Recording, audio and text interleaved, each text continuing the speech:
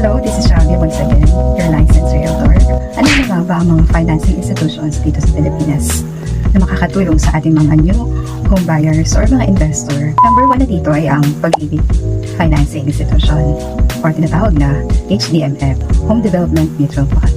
That is a government-owned and controlled institution na kung saan sila ay ipapautang through home loan sa mga members nito. We also have National Home Mortgage Finance Corporation na isang government agency din na kung saan they have also home loan programs para sa mga Pilipino. We also have private bank na kung saan competitive na rin mga interest rates nila at sumasabay na rin sila sa longer term katulad ni Pag-ibig ni NHMFC ng term o years ng pagbabayad ng isang lender na nais magkaroon ng sarili niyang property. So for more information regarding financing and other information,